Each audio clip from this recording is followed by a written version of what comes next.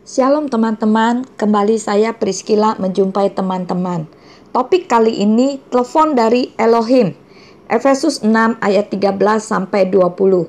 Ayat yang 18 dikatakan seraya berdoa dengan roh dalam setiap kesempatan melalui segala doa dan permohonan dan berjaga-jaga dengan segala ketekunan dan permohonan dalam hal yang sama ini berkenaan dengan semua orang kudus.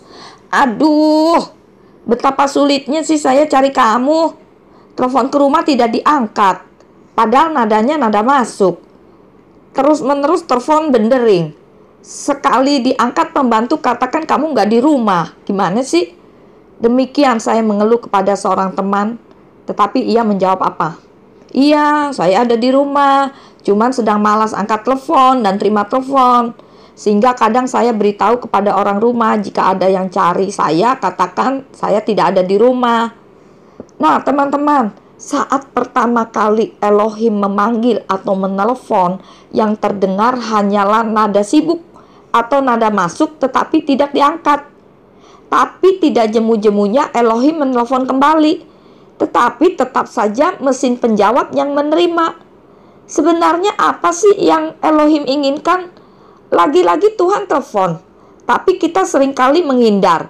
Meskipun kita selalu menghindar tiap kali ditelepon, Tuhan tidak pernah menyerah dan dia terus memanggil lagi. Sampai kita sendiri menyerah dan menerima telepon Tuhan. Karena memang bukan kita yang memilih Tuhan, tetapi Tuhanlah yang memanggil kita untuk kita menjadi anaknya.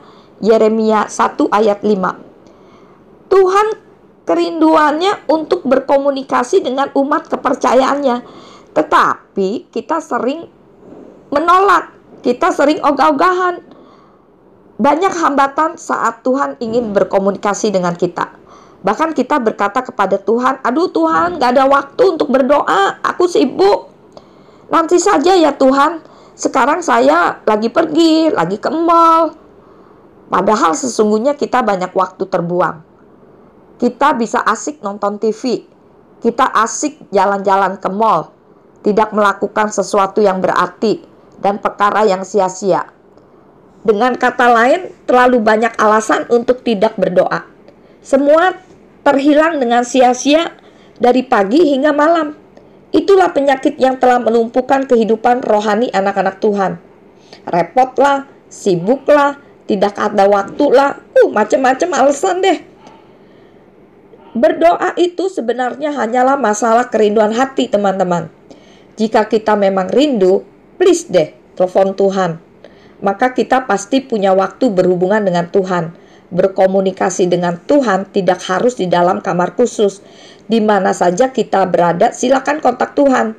Jangan sampai tunggu Tuhan yang kontak kita.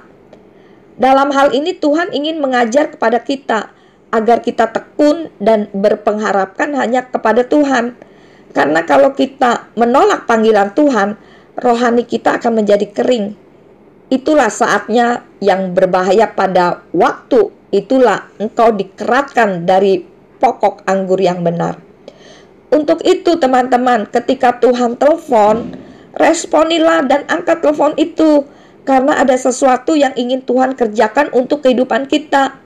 Jadi bertekunlah di dalam doa setiap harinya. Karena demikianlah engkau mendapat dasar yang teguh dalam doa pribadimu. Jadi teman-teman, doa menjawab setiap permasalahan kita. Nah, sekian renungan hari ini. Kiranya menjadi berkat. Tuhan Yesus memberkati.